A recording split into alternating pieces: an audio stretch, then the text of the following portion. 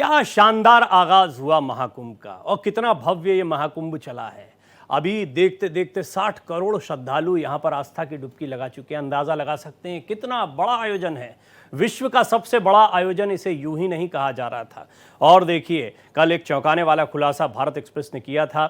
सबसे पहले डॉक्टर अजय कुमार सोनकर की उस रिसर्च को हमने आपके सामने रखा, जिसने ये स्पष्ट कर दिया कि कितने भी पाप धुले, गंगा मैली नहीं होती है। और कोई तो खास वजह है कि 60 करोड़, लगभग पूरा देश पहुंच चुका है, करीब करीब पूरा देश पहुंच चुका है प्रयागराज में। इसकी वजह क्या है, इसका महात्म्य क्या है, आज इसको समझने का प्रयास करेंगे। बेहद शानदार पैनल मेरे साथ इस पर होगा। और अब महाकुंभ भी अंतिम चरण की तरफ बढ़ रहा है। 26 फरवरी को महाशिवरात्रि को जो अंतिम स्नान होगा, उसके साथ ही महाकुंभ का समापन हो जाएगा। लेकिन संगम में आस्था की डुबकी लगाने वाले श्रद्धालुओं की भीड़ लगातार बढ़ती जा रही है।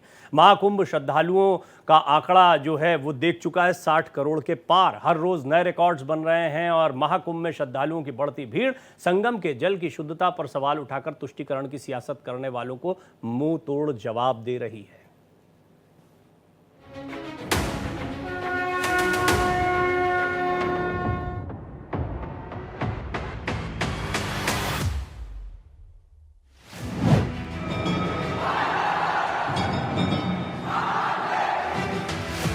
महाकुंभ 2025 के 41 दिन हो चुके हैं। देश विदेश से लगातार बड़ी संख्या में आ रहे श्रद्धालु संगम में आस्था की डुबकी लगा रहे हैं। खास पर्वों पर तो श्रद्धालुओं की संख्या ने नए नए रिकॉर्ड बना दिए हैं। अब महाकुंभ अपने अंतिम चरण में है। महाकुंभ में अब सिर्फ 4 दिन बचे हैं और जो भी श्रद्धालु अब तक संगम स्नान से बचे हैं, वो भी इन 4 दिनों में आस्था की डुबकी लगाने को बेताब नजर आ रहे हैं।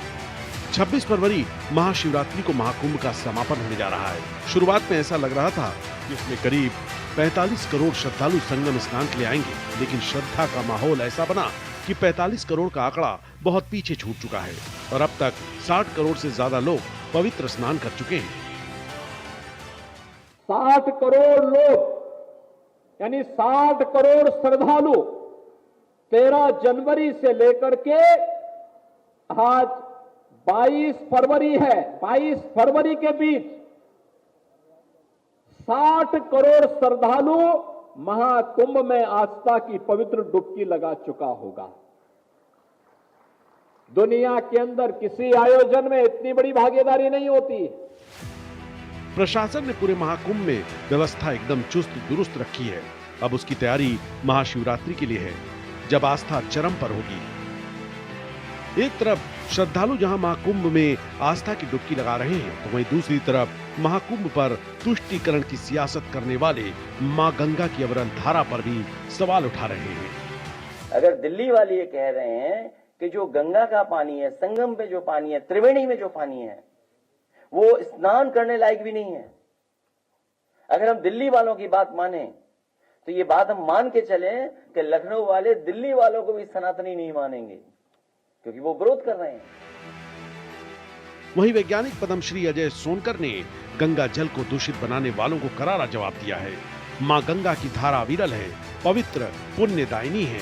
इसको साबित करने के लिए वैज्ञानिक पद्मश्री अजय सोनकर ने संगम नोद समेत प्रयागराज के 5 गंगा घाटों से गंगा जल का सैंपल इकट्ठा कर उसकी लैब में जांच की। डॉक्टर सोनकर के लगातार 3 महीने के शोध से ये साबित हुआ कि गंगा जल सबसे शुद्ध है। मैंने 5 जगह से सैंपल लिए। जब ये बात आई, विजिबली दिख रहा था कि बहुत ही कंटामिनेटेड वाटर होगा, लेकिन जैसे ही मैंने उसको लैब में टेस्ट किया, मैं हतप्रभ रह गया। पानी की इतनी बेहतरीन क्वालिटी थी कि उसको अगर शरीर के अंदर पहुंचा दिया जाए तो कोई भी तरह का रोग उसके वजह से किसी भी मनुष्य को हो ही नहीं सकता। मनुष्य के लिए एकदम सुरक्षित पानी था। वो अभी भी मेरे पास सैंपल रखा हुआ है। अजय कुमार ने अपने शोध में पाया कि गंगा जल में 1100 प्रकार के बैक्टीरियोफेज मौजूद हैं, जो किसी भी हानिकारक बैक्टीरिया को नष्ट कर देते हैं। यही वजह है कि गंगा जल में 60 करोड़ श्रद्धालुओं के स्नान करने के बाद भी उसका पानी दूषित नहीं हुआ। एक तरफ जहां सोनकर ने गंगा जल को पवित्र बताया, तो वहीं महाकुंभ में रोजाना नए रिकॉर्ड बनते जा रहे हैं और सनातन पर सवाल उठाने वालों को श्रद्धालुओं की भीड़ खुद मुंह तोड़ जवाब दे रही है। Bureau report, Bharat express.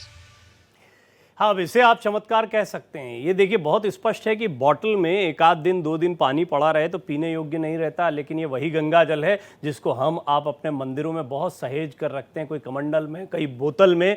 सालों साल ये गंगा जल रखा रहता है और हर शुभ कार्य में इस्तेमाल होता है। कारण समझ गए ना आप?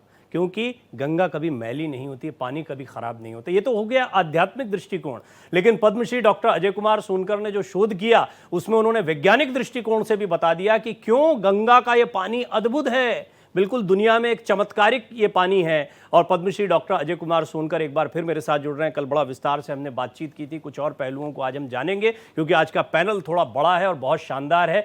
डॉक्टर सोनकर के साथ साथ में बहुत ही जाने माने धर्माचार्य और वैज्ञानिक दृष्टिकोण से अध्यात्म को समझाने वाले प्रोफेसर पवन सिन्हा भी आज के पैनल का हिस्सा हैं। प्रोफेसर सिन्हा, आपका स्वागत है। डॉक्टर सोनकर, आपका स्वागत है। और साथ ही साथ आप देख रहे हैं डॉक्टर इंदु प्रकाश सिंह को, जाने माने धर्मशास्त्री हैं, उनसे भी हम कुंभ के महात्म्य और माँ गंगा के महात्म्य को समझने का प्रयास करेंगे। मेरे सहयोगी राहुल पांडे भी लगातार कुंभ से पल पल का अपडेट आप तक पहुंचा रहे हैं। राहुल को भी आप टेलीविजन स्क्रीन पर देख पा रहे हैं।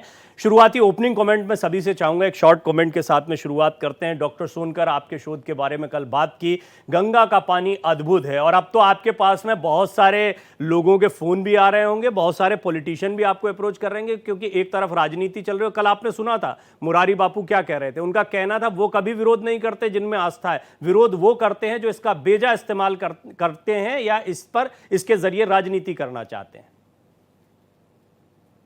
ये मेरी आवाज आ रही है आपको? जी जी बिल्कुल आ रही है डॉक्टर सोनकर। वीडियो प्लीज लग रही है। एनीवे, तो मैं ये कह रहा था कि देखिए, मुझसे बहुत सारे लोगों ने इस विषय पे चर्चा की, तो टेक्निकली जो मैं पानी के अंदर देख रहा था, मुझसे एक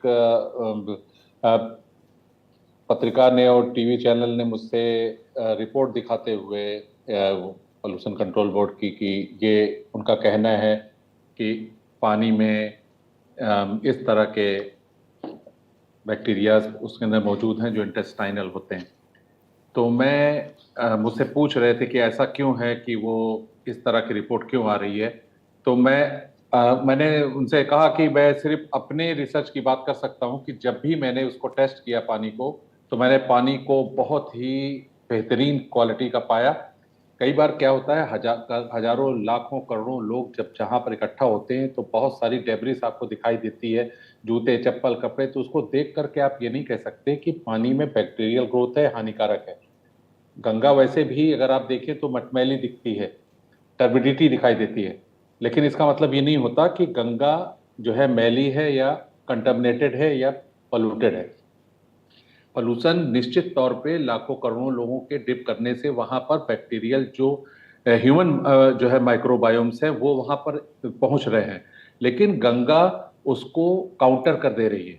लगातार मैं पानी के सैंपल में देख रहा हूं कि उसमें जो एक्टिविटी हो रही है, जो भी इलेक्ट्रीफाइंग एक्टिविटी मैंने देखी इसकी जो है बैक्टीरियोफेज की, वो चौंका देने वाली है जी। कि उसके अंदर आपको जितनी भी बैक्टीरिया दिख रही हैं सब वो डेथ कंडीशन में ही दिख रही हैं। और सबसे इंपॉर्टेंट बात यहाँ पर ये है कि अगर आप कंटामिनेशन की बात करें, कंटामिनेशन का मतलब ये हुआ कि पानी में कोई चीज पहुंच गई है, तो और जो है पोल्यूशन का मतलब ये हुआ कि अब वो हानिकारक स्तर पे आ गई है जो आपको हार्म कर सकती है, आपके हेल्थ को इश्यूज बना सकती है। तो आप ये समझें कि जब करोड़ों लोग वहां पर पहुंचते हैं, अगर हम वास्तव में पानी के सैंपलिंग करेंगे तो उसमें अगर जो बैक्टीरिया मिलेगा वो ह्यूमन माइक्रोबायोम्स का होगा। वो 5-10 किलोमीटर दूर सीवर के लाइन के अंदर का जो उसके अंदर आप देख रहे हैं, उस तरह के बैक्टीरिया उसके अंदर इन्फ्लुएंस नहीं मिलेंगे। आप मेरी बात समझ रहे हैं? टेक्निकल जी मैं समझ रहा हूँ। और मुझे रिपोर्ट जब दिखाया तो मैं सरप्राइज हुआ जब उन्होंने दिखाया। मैंने स्क्रीन पर देखा कि लेफ्ट साइड में उनकी जितनी भी पानी की क्वालिटी दिख रही थी वो सब एल्कलाइन थी, और बैक्टीरिया की जो डेंसिटी थी वो ये थी कि जहां पर 100 होनी चाहिए पर ml, वहां पर वो 54,000 बता रहे थे जी। जब इतनी डेंसिटी होगी तो पानी निश्चित तौर पे एसिडिक होगा, एल्कलाइन नहीं हो सकता। ये कंट्राडिक्शन है, क्योंकि बैक्टीरिया उसमें एसिड प्रोड्यूस करता है, लैक्टिक एसिड और जो है ऑर्गेनिक एसिड, जिसकी वजह से पानी एसिडिक होता चला जाता है लगातार।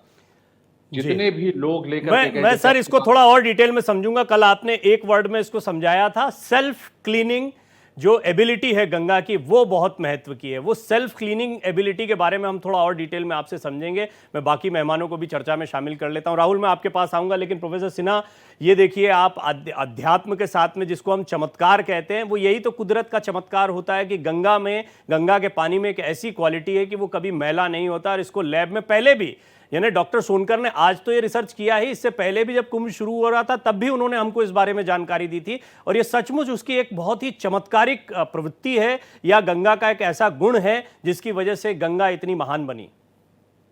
आपका और डॉक्टर सोनकर जी दोनों का बहुत धन्यवाद कि आपके माध्यम से एक वैज्ञानिक पक्ष जो सोनकर जी ने रखा वो सामने आया। देखिए, अध्यात्म या आस्था ये निर्मूल नहीं है, इसके पीछे कोई ना कोई वैज्ञानिक कारण रहा है। गंगा को इतनी मान्यता जो दी गई है, इसके पीछे एक वैज्ञानिक कारण है, और वो ये है कि गंगा 72 घंटे में, सोनकर जी मुझे ज़्यादा करेक्ट कर सकते हैं, कि गंगा 72 घंटे में स्वयं को साफ करने की टेंडेंसी रखती है। दुनिया में कोई दूसरा ऐसा पानी नहीं है जो सेल्फ क्लीनिंग, जिसकी बात अभी डॉक्टर साहब करेंगे, वो करती हो। तो गंगा के अंदर 72 घंटे मात्र में स्वयं को क्लीन करने की जो पावर है, इसने गंगा के जल को महत्वपूर्ण बनाया, और ना केवल महत्वपूर्ण बनाया बल्कि इसे पूजनीय बनाया।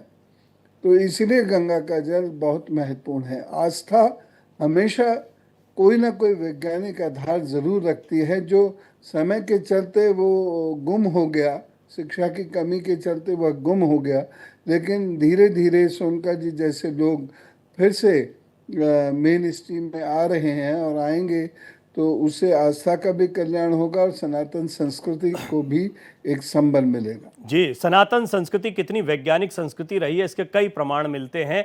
और डॉक्टर इंदु प्रकाश सिंह भी हमारे साथ मौजूद हैं, जाने माने धर्मशास्त्री हैं।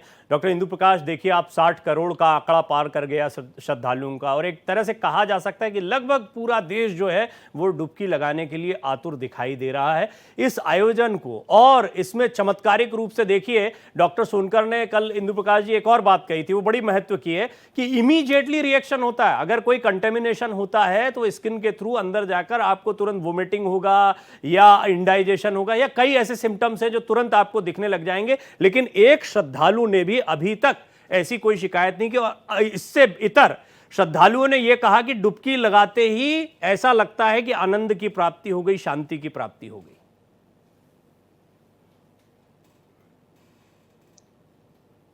डॉक्टर प्रवीण तिवारी जी, सबसे पहले तो भारत न्यूज एक्सप्रेस को मैं धन्यवाद देता हूं, जो निरंतर इस महाकुंभ के महत्व पे निरंतर प्रसारण कर रहा है, पैनल डिबेट कर रहा है।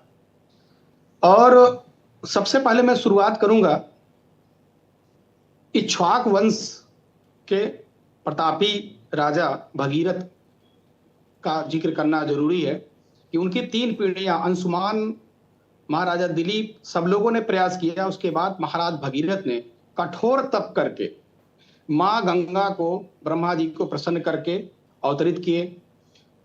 अवतरण के बाद समस्या आई कि उनके वेग से पृथ्वी धंस जाती, इसलिए भगवान शिव की उन्होंने आराधना किया, उन्होंने अपने जटा में उसको समेटा। इसीलिए भागीरथी भी कहा जाता है मां गंगा को, और भगवान शिव को गंगाधर कहा जाता है। एक बिंदु पे मैं आपका ध्यान आकर्षित यहां करूंगा कि अगर मां गंगा न होती तो ये कुंभ भी न होता, क्योंकि ये जो कुंभ लगता है वो मां गंगा के कारण ही लगता है। तो मां गंगा के में स्नान करके ही लोग पवित्र हो रहे हैं, मोक्ष को प्राप्त हो रहे हैं, पीढ़ियों से ये चला आ रहा है। तो सबसे पहले आपके इस मंच से, एक माध्यम से, मैं पूरे विश्व के सनातनियों से कहूंगा कि जब वो डुबकी एक बार लगाएं तो महाराजा भगीरथ को भी जरूर कृतज्ञता ज्ञापित करें, उन्हें प्रणाम करें, क्योंकि उन्हीं के प्रयास से, उन्हीं के तप के कारण मां गंगा का अवतरण हुआ है। और भगीरथ का, महाराजा भगीरथ की एक दिव्य भव्य प्रतिमा भी वहां पे स्थापित की जानी चाहिए, क्योंकि देखिए, रामचरितमानस में आख्यान आता है कि भरत ने गुरु वशिष्ठ से कहा कि अगर वन गमन में मेरा कोई भी हाथ हो तो हमें वही पाप लगे जो कृतघ्नों को लगता है।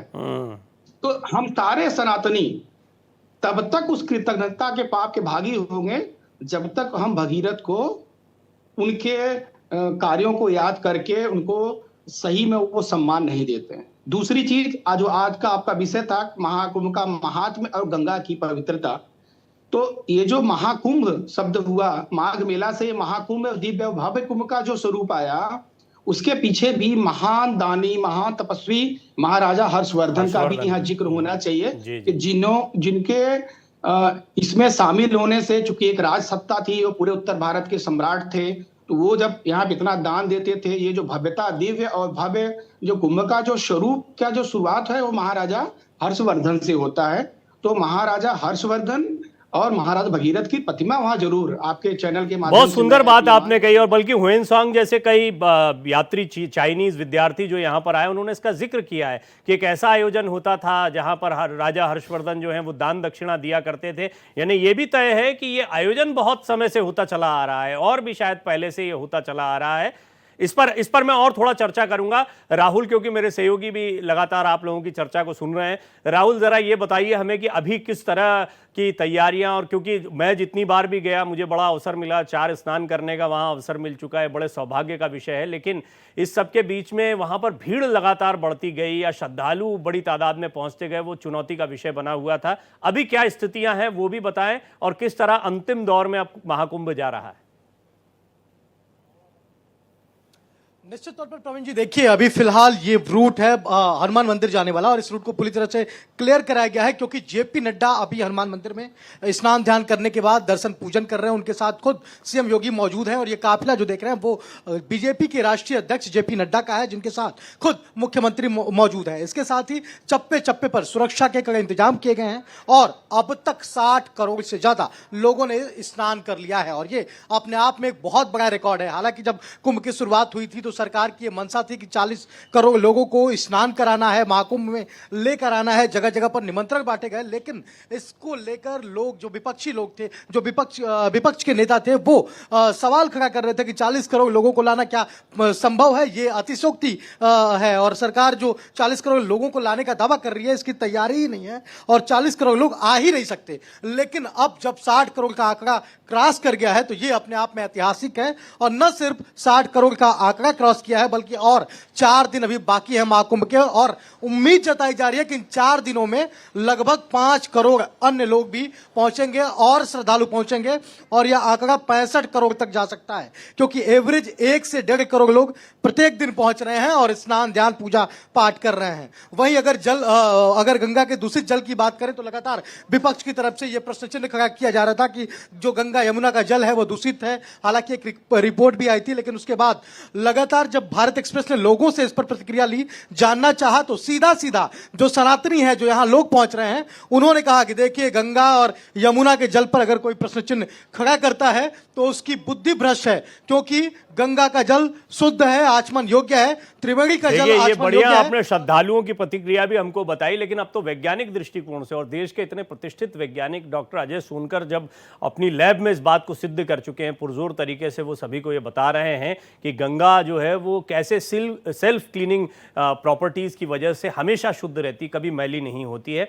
और आप डॉक्टर सोनकर, क्योंकि मैं जानता हूं कि आप प्रयाग से ही आते हैं, आपका एक बड़ा जुड़ाव है, आपके मन में कभी ये प्रश्न आता था, मतलब जब आपने एक विजिबल शब्द का भी इस्तेमाल कल किया था कि विजिबली बहुत गंदगी देखने को मिलती है ना, जूते चप्पल तैर रहे हैं, मैला पानी है, तो देख के ऐसा लगता है कि कहीं दूषित तो नहीं हो रहा, और शायद उसी को एक वजह बनाया जा रहा है। तो आपके जहन में किस तरह के सवाल आए जब आपने इन सैंपल्स को कलेक्ट किया? जब मैं सैंपल को कलेक्ट कर रहा था तो जो वहाँ मैं एक फिजिकल कंटेमिनेशन दिखाई पड़ रहा था, जिस तरीके की वहाँ पर चारों तरफ अफरा तफरी थी, तो मुझे एक समय के लिए लगा कि पानी की क्वालिटी लगता है बहुत डिफरेंट मिलने वाली है। तो मैं बहुत एक्साइटेड था। मैंने बहुत प्रिसाइसली, बहुत ही पिन पॉइंट जगहों से, जहाँ पर से पानी के सैंपल लिए जाने चाहिए, उसकी डेप्थ वगैरह देख करके मैंने पानी कलेक्ट किया। और रास्ते में लौटते वक्त मैं ये सोच रहा था कि अब वो पैरामीटर शायद बदल गया। तो जब मैंने जा करके लैब में टेस्ट किया तो सबसे पहले जैसे ही मैंने उसमें केमिकल रिएक्शन किया कि अल्कलिनिटी उसको देखूं तो मैं दंग रह गया कि पानी की क्वालिटी इंटैक्ट थी। 8.6 उसकी अल्कलिनिटी थी। तो ये एक बहुत बड़ा सरप्राइज़ था मेरे लिए। तो मैं उसी समय मैंने उसके सारे टेस्ट किए, उसको 37 डिग्री सेल्सियस पर इंक्यूबेशन जो है टेम्परेचर पे रखा ताकि अगर उसमें कोई इंक्यूबेशन एबिलिटी हो तो वो रिवाइव करे। लेकिन कोई भी बैक्टीरियल ग्रोथ उसमें नहीं हुई, सभी ही बैक्टीरिया डेड कंडीशन में थे और मैं उसमें लाइस कंडीशन में बैक्टीरिया को माइक्रोस्कोप के नीचे देख रहा था। और मैं आपसे पर्टिकुलरली ये बात कहना चाहता हूँ कि देखिए, जो कॉलीफॉर्म बैक्टीरिया की बात की गई है, ये ह्यूमन वेस्ट में, किसी एनिमल के वेस्ट में, उसके स्टूल में पाया जाता है। जी। सीवर जो है के पानी में पाए जाने वाली बैक्टीरिया है ये, ठीक है? और ये दोनों ही ऐसे जो इसका सब बैक्टीरिया है वो फीकल कॉलीफॉर्म बोलते हैं उसको। तो अब चक्कर क्या है कि मैं ये सोचने लगा कि मैं लोगों को ये बता पाऊँ कि पर्टिकुलर ये बैक्टीरियोफेज होता है, ये होस्ट स्पेसिफिक होता है। तो पर्टिकुलर हम इन बैक्टीरियाज की बात करें तो इनके लिए गंगा के अंदर कौन सा बैक्टीरियोफेज है, तो आप सरप्राइज होंगे कि गंगा नदी के अंदर इस पर्टिकुलर बैक्टीरिया को काउंटर करने के लिए 4 बैक्टीरियोफेज जो है नेचुरली अवेलेबल है। एक lambda bacteriophage, T4 bacteriophage, MS2 and PDX। आप समझिए कि अगर ये वहां हो तो इन बैक्टीरियोफेज के आगे ये सर्वाइव ही नहीं कर सकता, सवाल ही नहीं उठता। जी। इसीलिए जब मैंने उसको माइक्रोस्कोप के नीचे देखा, एक मैंने फुटेज भेजी थी, तो आप देख सकते हैं कि सारे मरे हुए बैक्टीरियाज हैं। अब उसमें जो माइक्रोफेज है वो क्लीनिंग कर रहा है, मरे हुए बैक्टीरिया को खा रहा है और उसके अंदर जो है आप पैरामीशियम वगैरह देख सकते हैं कि मूवमेंट हो रही है। तो ये एक बहुत संतोष का विषय है।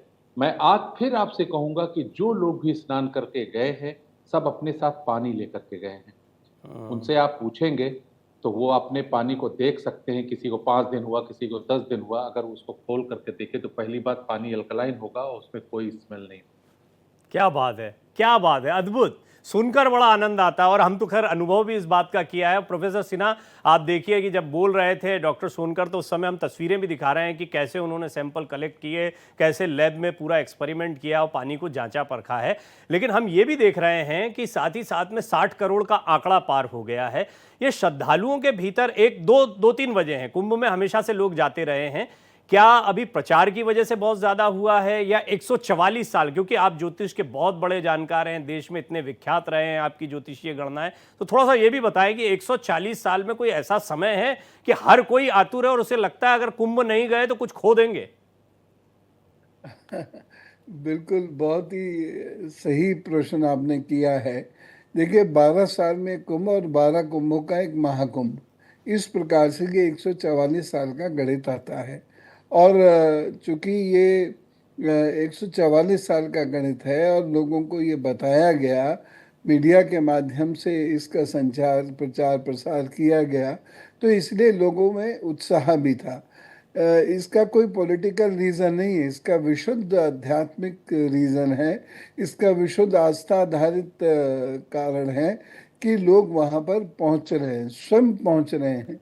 जितना सरकार ने सोचा था शायद उनको भी इतनी एक्सपेक्टेशन नहीं होगी कि हम जितने लोगों को बुलाने का दावा कर रहे हैं या सोच रख रहे हैं, उनको लगता होगा इससे कम लोग आएंगे, लेकिन उससे ज़्यादा लोग आए। ना केवल ज़्यादा लोग आए बल्कि 1.5 गुना ज़्यादा लोग तो हो ही चुके हैं। जी जी। उससे भी ज़्यादा लोग हो चुके हैं। इसने में तो कई देश बस जाएंगे, इतने लोग वहाँ पर हुए हैं। तो उसका कारण तो मूलतः आस्था है। 12 वर्ष बाद जो कुंभ ही आया और 12 के 12 गुणा में 144 के हिसाब से जो महाकुंभ ही आया है, इस महाकुंभ के कारण बहुत सारे लोगों का उत्साह है। दूसरी बात मैं कहना चाहूँगा कि पिछले लगभग 8-9 वर्षों से हम देख रहे हैं कि लोगों का सनातन के प्रति रुचि बढ़ती जा रही है और युवाओं में भी सनातन के प्रति रुचि बढ़ रही है। पढ़े लिखे युवा भी वहाँ जा रहे हैं, विदेश तक से लोग आ रहे हैं। तो ये कहीं ना कहीं इसका धन्यवाद आपको भी जाता है कि आपने जैसे न्यूज़ दिखाई, और भारत एक्सप्रेस ने तो ख़ास तौर से जिस प्रकार से न्यूज़ दिखाई है, चलाई है, उसकी वैज्ञानिकता को बताई है, उसकी आध्यात्मिकता को बताई है, तो लोग वहाँ पर आना शुरू हुए और धीरे धीरे बढ़ते गए। और ऐसा लगने लगा कि जो कुंभ नहीं जाएगा उसने शायद स्वयं के साथ अच्छा नहीं किया। तो वह कुंभ अवश्य जा रहे हैं। बहुत सारे लोग नहीं भी गए हैं, लेकिन कुंभ की महत्ता जिस प्रकार से प्रचारित प्रसारित की गई, तो उससे लोगों के अंदर ये भीड़ बढ़ी। अच्छा देखिए, आंकड़ा कितना दिलचस्प है कि 144 साल की बात हो रही है और लगभग 145 करोड़ के आसपास हम कहते हैं, तो लगभग उतना ही आंकड़ा यहाँ पर लोगों का है, भारतीयों का है। इतनी बड़ी तादाद है, पॉपुलेशन है, उसमें कई छोटे बच्चे भी हैं, और उसमें से 60 करोड़ लोग अगर स्नान करने जाते हैं, तो मेरे दिमाग में तो यही चल रहा था कि आस्था की डुबकी लगाने वाले या सनातन, जैसा आपने कहा सनातन को लेकर एक जागरूकता आई है, वो जागरूकता कितनी बड़ी तादाद में आई है। इतने लोगों के डुबकी लगाने के बावजूद, कई राजनीतिक बयान आने के बावजूद, कई ऐसे बयान जिनकी अब घोर निंदा हो रही है, वो बयान आने के बावजूद गंगा मैली नहीं होती। और ये वैज्ञानिक दृष्टिकोण से भी सिद्ध कर दिया पद्मश्री डॉक्टर अजय कुमार सोनकर ने, जो इस पैनल का हिस्सा है। साथ ही साथ प्रोफेसर पवन सिन्हा को आपने सुना, जाने माने धर्माचार्य, ज्योतिषाचार्य हैं, उन्होंने बताया कितना महत्व का है ये। डॉक्टर इंदु प्रकाश सिंह भी बने हुए हैं, उन्होंने कई आपको पौराणिक महत्व इसके बताए थे, गंगा के, भगीरथ के। और राहुल पांडे आपको सीधी तस्वीरें दिखा रहे हैं।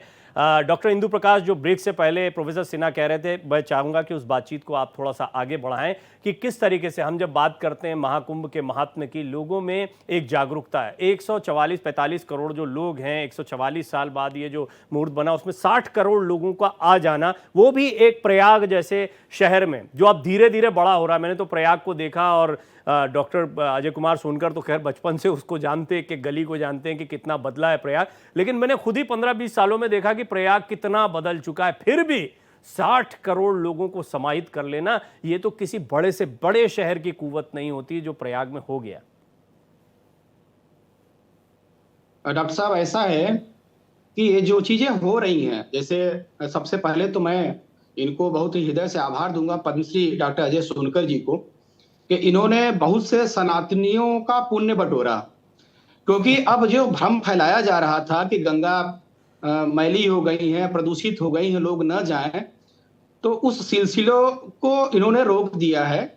और पूरे भारत ही नहीं, विश्व का हर सनातनी डॉक्टर सोनकर का ऋणी है, और भारत एक्सप्रेस का ऋणी है कि जो इसको उठा रहा है। मैं एक बिंदु आपको ध्यान आकर्षित करना चाहता हूं कि भगवत गीता में भगवान श्री कृष्ण ने अपने विभूति योग में अध्याय 10 में ये बताया है कि मैं क्या हूं, वृक्षों में पीपल हूं।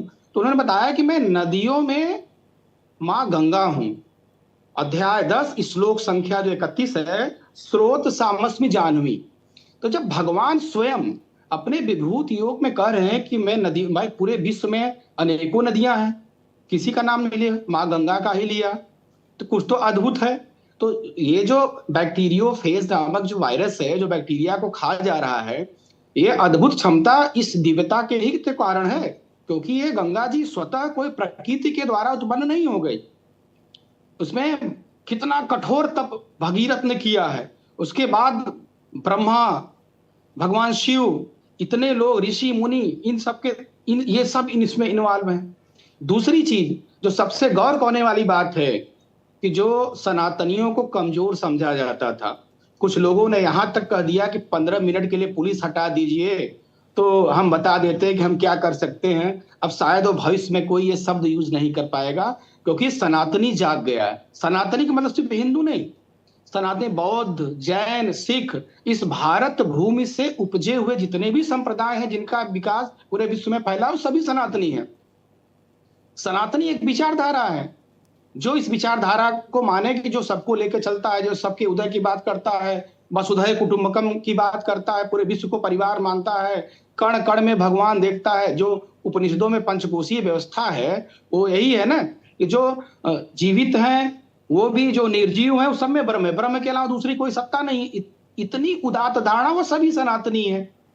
तो सनातनी जाग गया है। और हम लोग तो प्रयागराज के हैं, और प्रयागराज के वासी हैं, यहाँ जाम की समस्या है, लेकिन विश्वास मानिए प्रवीण जी, हम लोगों को बहुत अच्छा लग रहा है कि जाम चाहे कई दिन तक क्यों न चलता रहे, क्योंकि जो लोग स्नान करके आ रहे हैं 20-20 किलोमीटर पैदल चलने के बाद, उनके आभा मंडल का जो तेज है, जो सुख है, जो सुख की अनुभूति है, छोटे बच्चे हों चाहे बुजुर्ग हों, वो सब इतने प्रसन्न है कि हम जो शहर के लोग हैं, प्रयागवासी, वो कह रहे हैं कि ठीक है, और चाहे देखिए साल ना, भर क्यों न चले। देखिए आप और एक डॉक्टर इंदु प्रकाश जी की अभी जेपी नड्डा जी जो हैं वो बड़े हनुमान जी के दर्शन कर रहे हैं, लेटे हनुमान जी भी जिनको कहा जाता है, और ये भी बड़ा एक दिव्य रूप है हनुमान जी महाराज का।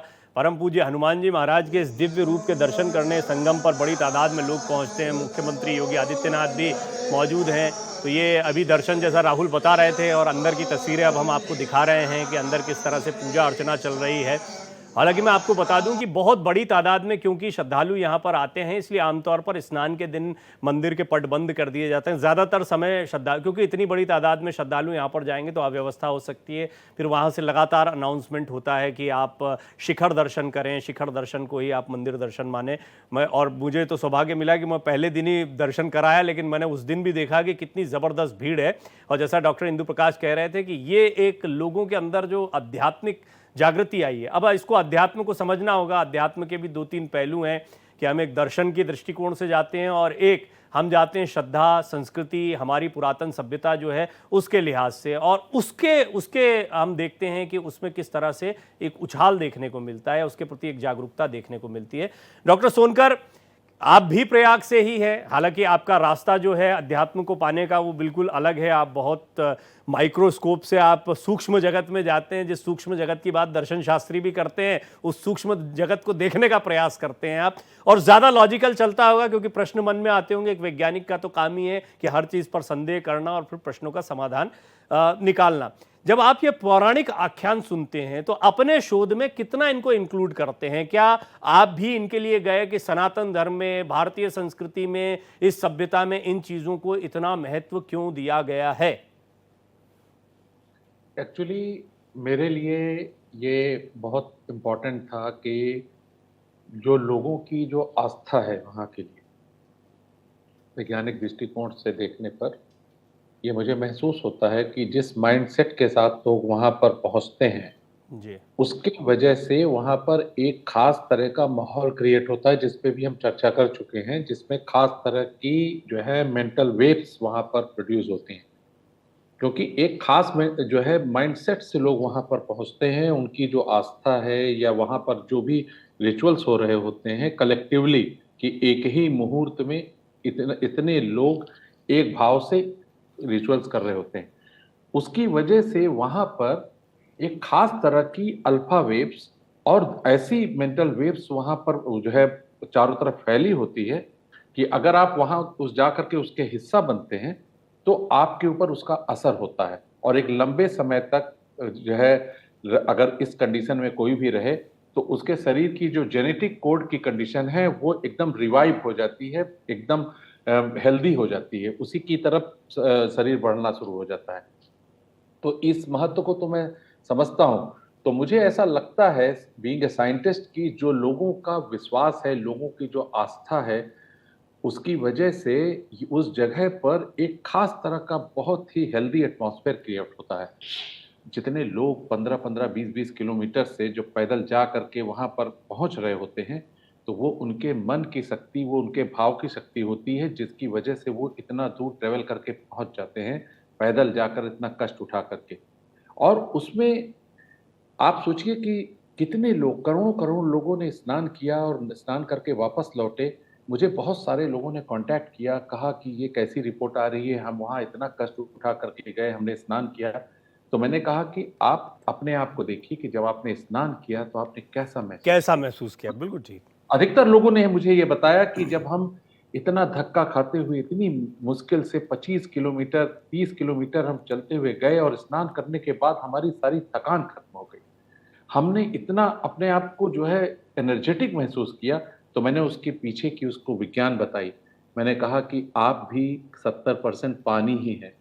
आपका जो थका हुआ, बासी हो चुका जो पानी है आपके शरीर में, जो बीमारी की तरफ है, उस गंगा के एकदम एनर्जेटिक वाटर से मिलते ही वो एक तरह से खिल उठा। इसी वजह से आपको अंदर जाते ही आपको बहुत ही आनंद की अनुभूति हुई। It is the water to water contact. तो ये बहुत इंपॉर्टेंट है, और जो भाव है, हम जिस भावना से किस चीज को कर रहे होते हैं वैसा ही एटमॉस्फेयर क्रिएट हो जाता है, और उसकी अपनी एक इलेक्ट्रिक फील्ड होती है जो सारे ब्रेन, जितने भी वहां पर लोग होते हैं, सबकी ब्रेन मिलकर के एक बड़ा ब्रेन होता है वहां पे कुंभ में। अच्छा, जिसका मुझे हिस्सा लगता है बन जाते सर हैं लोग। ये फिनोमिना हम हर तीर्थ स्थान, हर मंदिर के ऊपर भी लागू कर सकते हैं, क्योंकि वहां उसी मनोभाव से लोग जाते हैं। बिल्कुल, देखिए ये एक हर्ड, इसको बोलते हैं हर्ड साइकोलॉजी बोलते हैं। अब जैसे आप देखते हैं कि कई बार भीड़ जो है उन्माद में तोड़फोड़ करने लगती है, उसमें अच्छे खासे पढ़े लिखे लोग जो है तोड़फोड़ कर रहे होते हैं, नुकसान पहुंचा रहे होते हैं, क्योंकि वो अपने विवेक का इस्तेमाल ही नहीं कर पाते, उस भीड़ के गुस्से और उस सेंटिमेंट का हिस्सा बन जाते हैं, क्योंकि एक बड़ा ब्रेन का रूप ले लेता है और उसी से गवर्न होते हैं। बाद में पछताते हैं कि ये मैंने कैसे कर दिया, मैं अगर अकेला होता तो कभी ना करता। इसी तरीके से वहां पर जितने भी लोग होते हैं, जो आपके स्क्रीन के पीछे दिखाई दे रहा है, जो जन सैलाब, सबके अंदर एक ही भावना होती है, एक श्रद्धा की भावना, विनम्रता की भावना, और वो अपने आप को भूल चुके होते हैं, वो सिर्फ उस गंगा को देख रहे होते हैं। उसकी वजह से एक खास तरह का एटमॉस्फेयर बनता है, जो सारे ब्रेन आपस में कनेक्ट हो जाते हैं। और सबसे इसकी खूबी होती है कि रिचुअल से जुड़ा हुआ है, मुहूर्त से।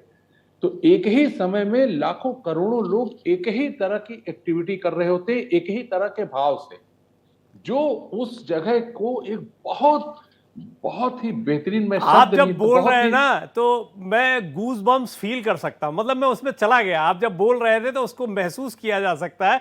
और प्रोफेसर सिन्हा जो है वो साइकोलॉजी के बड़े अच्छे जानकार हैं। कई दर्शक जानते हैं, कई लोग जानते हैं जो निजी तौर पर उनको जानते हैं, उनसे सलाह मशविरा करते हैं कि वो साइकोलॉजी के भी बड़े अच्छे जानकार हैं। प्रोफेसर सिन्हा, अभी आपने सुना डॉक्टर सोनकर को, उनको टोकने का मन नहीं कर रहा था, लेकिन मैं ये इसी विषय को थोड़ा और अलग एंगल से आगे बढ़ाना चाहता हूं। तो मुझे ये बताएं कि एक सवाल मैं ऐसे रखता हूं कि कई लोग उठाएंगे, कई बार आप देखते हैं सोशल मीडिया पर भी पोस्ट कर देते हैं कि अरे ये तो क्या है, पाखंड है, अरे ये क्या है, ये तो दिखावा है, अरे ये सब, इससे कुछ नहीं होता, कर्मकांड करने से मन की शांति है वो तो कहीं भी मिल जाती है। लेकिन इस जगह का, इस एफर्ट का, इस कष्ट का भी अपना महत्व है, ये कैसे समझाएं? देखिए, जो मंदिर होता है या जो आश्रम होते हैं या जो पूजा की जगहें होती हैं, यह ऐसी जगहें होती हैं जहाँ बहुत सारे लोग इकट्ठे होकर संवेद स्वर में श्लोक पाठ करते हैं, कोई प्रार्थना करते हैं, जिसके बारे में अभी डॉक्टर सोनकर जी ने भी बताया। तो यहाँ पर एक अब नेगेटिव व्यक्ति के लिए उन्माद की स्थिति उत्पन्न होती है, और जो सकारात्मक व्यक्ति है उसके अंदर एक प्लेसिबो इफेक्ट पैदा होता है, और ये जो प्लेसिबो इफेक्ट उसके अंदर आता है वो ऐसे समय में बड़े से बड़े कार्य कर जाता है। तो ये बात हमें समझनी चाहिए कि सनातन संस्कृति में कुछ भी ऐसा नहीं है जो अवैज्ञानिक हो। हम फूल चढ़ाते हैं, हम जिस प्रकार से पैर धोते हैं, हम जिस प्रकार से भोजन करते हैं, हम जिस प्रकार से शौच जाते हैं, उसके भी नियम हैं।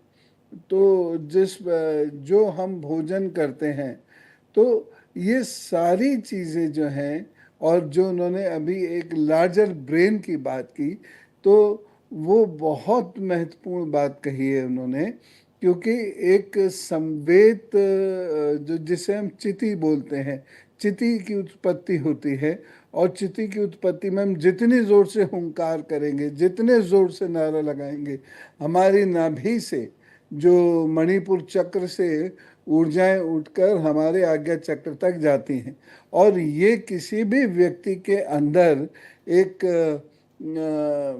कहना चाहिए एक शौर्य, एक वीरता, ऐसी चीज़ भर देती हैं जिसमें जो एनर्जी ड्रिंक से भी कहीं ज़्यादा शक्तिवान होता है, और उस व्यक्ति को थकन नहीं होगी, वो व्यक्ति नाम लेके चलता चला जाएगा। या उद्देश्य विशेष के लिए जब कोई व्यक्ति कार्य करता है तो भी उसके अंदर यही भाव होता है, उसका प्लेसिबो इफेक्ट इतना बढ़ जाता है।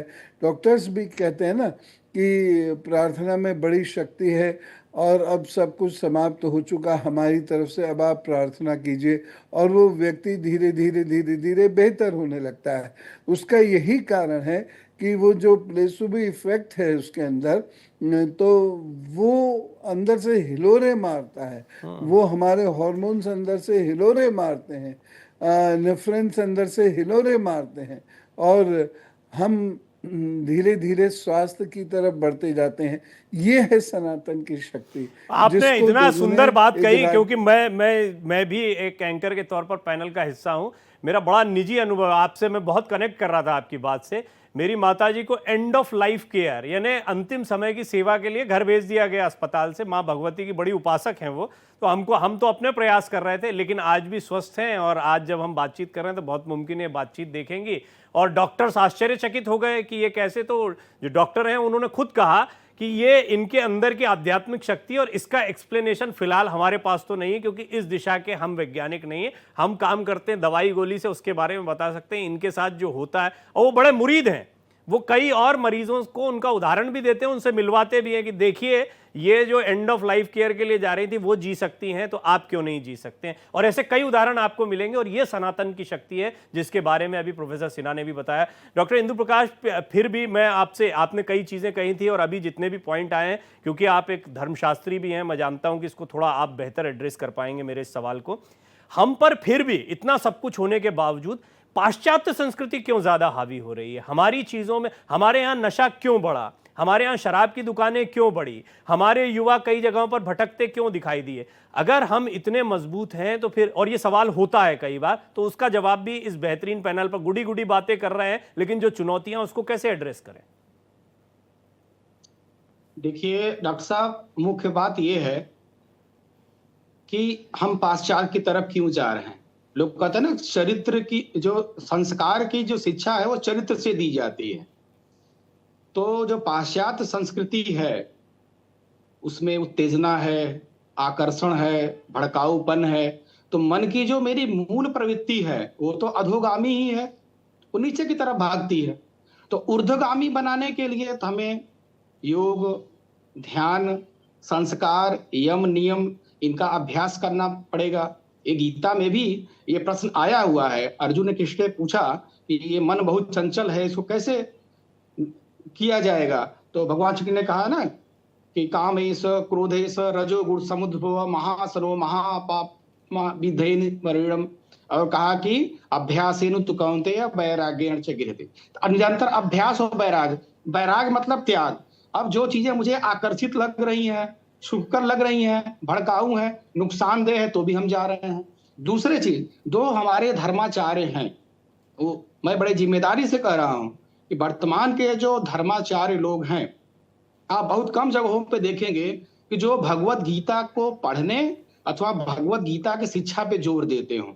कहीं न कहीं जब उनका ज्ञान चल रहा होता है तो स्वर्ग की लालसा और नरक का भय दिखा करके नीचे बड़ी सुंदर बात कोड और काउंट नंबर चलता रहता है। बड़ी सुंदर बात है। तो ये दिक्कत ये है, जैसे देखिए पद्मश्री डॉक्टर ये सोनकर जी ने किया है, इनसे बड़ा मैं किसी को धर्माचार्य मानता ही नहीं। इन्होंने सनातन के उस उबाल को, उस आस्था के उबाल को एक गति दे दिया। अब ये रुकने वाली नहीं है। तो हम लोगों की ये जिम्मेदारी है। मैं तो चूंकि फिलॉसफी का हूं, मेरी भगवत गीता पे रिसर्च है, किताबें हैं, तो मैं तो देखता हूं। अब और पीड़ा भी होती है, क्यों नहीं भगवत गीता पे कथा होता है? क्यों नहीं? भाई भगवान कहते हैं कि ना हम वेदे न तपसा न ज्ञाने न चेजया, न मैं वेद से न ज्ञान से न तप से नहीं मिलता हूं। किससे मिलता हूं? सर्वधर्मान परित्यज्य मामेकम शरणं व्रज, स्वे स्वे कर्मण्य निरता संसिद्धिं लभते नरः। तो ये डॉक्टर सोनकर हैं, इनको मुक्ति से कोई रोक ही नहीं सकता। स्वे स्वे कर्म, जो हर व्यक्ति अपने अपने निष्काम कर्म करने से ही मुक्ति को प्राप्त हो जाएगा। तो इन्होंने तो अपना तो मुक्ति किया ही, औरों को भी, जो मतलब जो लोग रुक जाते, जो बेचारे कितने चिंतित हो जाते और शायद स्नान न कर पाते, उस एनजीटी की रिपोर्ट है, अन्य चीजों के कारण डॉक्टर सोनकर का तो पूरा सनातनी ऋणी है। अरे ये जो लोग और ये जो- रिपोर्ट देते हैं सर, ना उनका अध्यात्म से कोई लेना देना, ना उनका विज्ञान से कोई लेना देना है। इनका दोनों चीजों से कोई लेना देना नहीं। इनका लेना देना है क्या रिपोर्ट देकर क्या उसके आफ्टर इफेक्ट सियासी तौर पर होते हैं और किस पर क्या इंपैक्ट पड़ता है, और इसको बहुत ही सोच समझकर रिलीज किया जाता है। और यह बड़ा चिंता का विषय रहता है कई बार। मैं आऊंगा, आपने डॉक्टर सोनकर का जिक्र किया, उनसे एक सवाल मेरे जहन में आ रहा है, लेकिन उससे पहले राहुल को मैं लगातार देख रहा हूं। राहुल के आसपास से लोग गुजर रहे हैं। अभी जेपी नड्डा जी जहां दर्शन कर रहे थे वहीं पर वो मौजूद हैं। राहुल, क्योंकि मैं जानता हूं कि आप पहले दिन से लेकर आज तक लगातार कुंभ में बने हुए हैं, हम तक तस्वीरें पहुंचा रहे हैं, अभी तक जो चर्चा हुई उसमें आपने सनातन की जागृति को, कई बार बीच में एक भाई भी आया, मैंने बसंत पंचमी पर मैं जैसे वहां पर था तो मैंने देखा एकदम खाली पड़ा हुआ था, लोगों की तादाद बहुत कम थी। तो ऐसा हुआ कि शायद जो पिछले अमृत स्नान में जो कुछ हुआ था उसके बाद में लोगों में कोई डर घर कर गया, या फिर उसके बाद मैंने देखा कि सड़कों पर फिर भीड़ बढ़ने लगी। तो ये क्या है, अभी किस तरीके से लोगों का आना जाना है, क्या मैनेजमेंट है और लोगों का मनोभाव क्या है? जी बिल्कुल, देखिए जिस तरह से आपने बसंत पंचमी का जिक्र किया, उस दिन दो कारण हुए थे। सबसे पहले कि प्रशासन ने पूरी तरह से जो अन्य जनपदों से वाहनों से लोग आ रहे थे उन्हें ब्लॉक कर दिया गया था, और लगभग 10 जनपदों के जो जिलाधिकारी थे उनको कह दिया गया था कि जो वाहन आ रहे हैं उन्हें रोक दिया जाए क्योंकि भीड़ अत्यधिक हो गई है। तो सिर्फ भीड़ को निकालने का काम किया जा रहा था कि किसी तरह से भीड़ को नियंत्रित किया जाए, ज्यादा से ज्यादा लोग महाकुंभ से बाहर जाएं, न कि बाहर से अंदर आए। दूसरी चीज, कई लोगों में डर भी अंदर आ गया था कि किस तरह का हादसा हुआ है, कहीं यह हादसा दोबारा न हो जाए। लेकिन उसके बाद जिस तरह से शासन, प्रशासन और प्रदेश के मुखिया ने प्रबंधन किया, उससे लोगों के दिलों का दर्द जो था, जो डर था, वो खत्म हो गया और लोग बेधड़क धड़ल्ले से यहाँ पहुंच रहे हैं, आस्था के संगम में डुबकी लगा रहे हैं और इसके साथ साथ स्नान, ध्यान और दर्शन पूजन कर रहे हैं। लेकिन 4-5 चीजें बहुत खास हुई जो पहली बार महाकुंभ में हुई।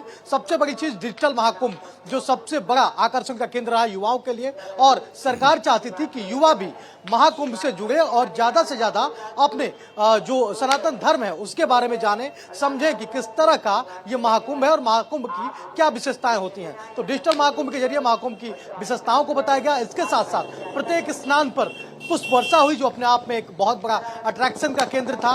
इसके साथ साथ जो तीसरी और चौथी सबसे बड़ी चीज थी युवाओं के लिए, वो था ड्रोन शो और फिर लेजर शो। ये दोनों शो देखने के लिए ढेर सारे युवा, बुजुर्ग, जी कुल मिलाकर मतलब इंतजाम यहाँ पे प्रशासनिक तौर पर लोगों के लिए बहुत सारे इंतजाम किए गए, लेकिन असली आकर्षण तो वही है, संगम में डुबकी या गंगा में डुबकी। फिर तो ये भी कहा गया, कई जगह अनाउंसमेंट हुआ कि जहां घाट मिले वहीं डुबकी लगाइए, हर जगह पवित्र है प्रयाग में। अच्छा, मैं आप सबको बता दूं, राहुल वैसे बनारस से आते हैं लेकिन प्रयाग में डटे हुए हैं, तो ये तो वही अध्यात्म की नगरी है। लेकिन अभी राहुल देख रहे होंगे कि प्रयाग का जलवा बिल्कुल अलग देखने को मिल रहा है, उसका आकर्षण। अभी तो बनारस से भी लोग भाग के जो है वो प्रयाग की तरफ आ रहे हैं, और इसीलिए ये महाकुंभ और प्रयाग में इस वक्त पर होना ज्यादा महत्व का हो जाता है। डॉक्टर सोनकर, अभी जो डॉक्टर इंदु प्रकाश ने बात कही वो बड़ी महत्व की बात थी। हम बात कर रहे थे कि सनातन की शक्ति की बात होती है, जागरूकता की बात, आज के युवाओं की बात करते हैं। हमारा हमेशा से वैज्ञानिक मत रहा है। हमारा जो दर्शन है, या दर्शन जिसके विद्यार्थी डॉक्टर इंदु प्रकाश भी रहे हैं, वो जो कह रहे हैं वो सही बात है कि दर्शन, षड दर्शन हो या फिर उसमें भी नास्तिक दर्शन भी जो रहे उनको भी हमने स्वीकार किया। चारवाक हमारे यहाँ पे हुए, जैन बौद्ध को हमने स्वीकार किया। ये देखिए कितनी खूबसूरत बात रही, और दर्शन ही विज्ञान का मूल है, ये हम हमेशा कहते हैं, हम हमेशा जानते हैं। लेकिन आज के धर्म में आप विज्ञान को कितना पाते हैं? आज विज्ञान बहुत आगे निकल गया है, लेकिन आज आपका वैज्ञानिक दृष्टिकोण देखकर मुझे लगता है कि धर्म और विज्ञान को साथ में चलना चाहिए और इसके प्रयास होने चाहिए जो बहुत कम दिखाई पड़ते हैं। एक्चुअली बहुत सारे ऐसे रिलीजियस रिचुअल्स होती हैं जिसके बारे में अगर कोई बात भी होती है कहीं पर, जो मैंने महसूस किया कि उसमें कोई साइंटिफिक एविडेंस से बात बहुत कम हो पाती है। शायद इसकी वजह से लोगों को जो है उसमें कोई एलिमेंट या कोई लॉजिक नज़र नहीं आता। अगर चीज़ों को साइंटिफिक तरीके से समझाया जा सके और इस तरीके से किसी भी सब्जेक्ट को लिया जा सके कि उसको साइंटिफिकली एक्सप्लेन किया जा सकता है, तो लोगों का झुकाव और लोगों का जो अट्रैक्शन है, जो रिलीजियस जो कंटेंट है, उसकी ओर जरूर बढ़ेगा। अब मेरे लिए जब मैं वाटर टेस्ट कर रहा था तो मेरे लिए ये कोई ऐसा विषय नहीं था कि मैं इसको रिलीजियस पॉइंट ऑफ व्यू से देख रहा हूँ या मैं इसमें कुछ करना चाह रहा हूँ। मैंने ये सिर्फ देखा कि इतना बड़ा जनसमूह यहाँ आएगा और यहाँ पर जो रिपोर्ट सरकारी आ रही है, तो मैं ये जानता था, आपको याद होगा कि उसके काफी पहले ही मैंने आपको बैक्टीरियोफेज के बारे में एक्सप्लेन किया था। जी, मैं जी। जानता था कि अगर इस तरह का कोई कंटामिनेशन होता है तो जो है गंगा के बैक्टीरियोफेज उसको काउंटर कर देते हैं। तो मैं उसको काउंटर होते हुए देखना चाहता था, इसलिए मैंने पूरी रिसर्च को कंडक्ट किया और उसको एविडेंस के तौर पे मैंने रिकॉर्ड किया कि किस किस तरीके से बैक्टीरियल ग्रोथ हो रही थी, उसको काउंटर किया। और ये साइंटिफिकली जब पूरी लोगों के सामने मैंने रख दिया, तो लोगों को जो है बहुत अच्छा महसूस हुआ, उनको एक शक्ति मिली शायद कि ये जो हम हैं ये सिर्फ बातें नहीं है, it is having the scientific content. तो इसी तरीके से मैं सोचता हूँ कि बहुत सारे ऐसी रिचुअल्स से बहुत सारी चीज़ें होंगी जिसमें कोई बहुत सारे साइंटिफिक कंटेंट्स होंगे। जैसे मैं आपको एक छोटा सा बात बताता हूँ, जब वहाँ पर लोग पार्टिसिपेट कर रहे होते हैं तो उसका कोई पूरी तरीके से एक साइकोलॉजिकल इफेक्ट या प्लेसिबो इफेक्ट नहीं होता वो, कि लोगों को कुछ है नहीं लेकिन चूंकि ऐसा वो सोच रहे हैं। प्लेसिबो इफेक्ट का मतलब होता है कि आपको एक ऐसी कोई मेडिसिन या कोई ऐसा सहारा दे दिया गया जिसकी वजह से आपको लग रहा है कि मैं बहुत अच्छा हो जाऊंगा, तो अच्छी फीलिंग की वजह से बेटरमेंट होने लगती है। मैंने एक अमेरिकन मेरे जो है रिसर्चर आए हुए थे, तो मैं उनको एक बार कुंभ में लेके गया था, पिछले कुंभ में। वो जो है इस धर्म से नहीं थे, तो मैंने उनको कुछ बताया भी नहीं, कुछ भी नहीं कहा, और वो जो भी बोल रहे थे उनको सब मैं सुन रहा था कि हाँ हाँ it is right, yes yes, let us see the experience that what is happening over there. और मैंने जा करके उनको कुंभ में सिर्फ बिठा दिया और मैं बैठ गया उनके साथ और मैं उनको बहुत ध्यान से देख रहा था। वास्तव में जो वहाँ पर ब्रेन की एक्टिविटी होती है उसका वो प्लेसिबो इफेक्ट की वजह से या साइकोलॉजिकल इश्यूज की वजह से नहीं होती। अब जैसे आप बहुत ही सजग हैं, अलर्ट हैं अपनी परेशानियों की वजह से, तो आपकी बीटा वेव 30 के आसपास होती है, मतलब एकदम हाईएस्ट लेवल पर। तो आप एक तरह से बहुत ज्यादा बेचैन होने की कंडीशन में होते हैं। तो वहां पर जो अल्फा वेव्स होती हैं, वो जब उससे संबंध बनता है उस ब्रेन का, तो वो नीचे आती है उसकी बीटा वेव्स, वो पता लगा 15 हो गई। तो उसको बहुत अच्छा लगता है कि मुझे बहुत कामनेस फील हो रही है। अब उसको रिलेट नहीं कर पाता वो, अब उसको तो कुछ नहीं पता ना कि कहाँ खड़ा है, यहाँ क्या रिचुअल हो रहा है, इसकी जो है क्या रिलीजियस सिग्निफिकेंस अच्छा, है, एक सवाल उसके मैं पीछे बहुत कहानी क्या पूछा है। करता था, वो कई लोगों से मैं पूछता था, सूक्ष्म जगत सूक्ष्म जगत। आज आपने सूक्ष्म जगत के दो बहुत ही वैज्ञानिक उदाहरण इस पैनल में रख दिया। मैं बड़ा इससे उत्साहित हूँ। मैं भी बहुत प्रसन्न हुआ ये जो चर्चा हुई इसमें, कि आपने एक तो बैक्टीरियोफेज की बात की, वो भी सूक्ष्म जगत का हिस्सा है, और दूसरी जिन वेव्स की आप बात कर रहे हैं वो, और दोनों का ही इफेक्ट जो है आध्यात्मिक रूप से कितना सकारात्मक होता है आज की ये चर्चा में सामने आया। आप तीनों ही मेहमान ऐसे हैं कि जिनसे अलग अलग बैठ के मैं आधा आधा घंटा बात कर सकता हूं। तीनों के पास इतना मटेरियल है कि जिसको दर्शक बहुत चाव से सुनते रहें। लेकिन आप जब साथ में बैठे तो धर्म, अध्यात्म, हमारे स्क्रिप्चर्स, ज्योतिष और विज्ञान सभी का मेल हमने देखा कैसे सिंक में दिखाई देता है। और ये है भारत की खूबसूरती, ये है सनातन की सुंदरता, ये है सनातन की शक्ति। और इसको रखने के लिए, अलग अलग पहलू रखने के लिए मैं आप तीनों का धन्यवाद देता हूं। लेकिन मैं जैसा कह रहा हूं कि ये चर्चा जो है, ये ऐसा लग रहा है मुझे कि बहुत सारी चीज़ें छूट गई। आपके मन पे भी छूट गई होंगी और मेरे मन में भी छूट गई हैं, तो इसको आगे निश्चित तौर पर कभी उठाएंगे। लेकिन डॉक्टर इंदु प्रकाश आपका धन्यवाद, प्रोफेसर पवन सिन्हा आपका धन्यवाद, पद्मश्री डॉक्टर अजय कुमार सोनकर जी आपका धन्यवाद, राहुल आपका बहुत बहुत धन्यवाद, विशेष धन्यवाद, आप लगातार हम तक जानकारियां पहुंचा रहे हैं।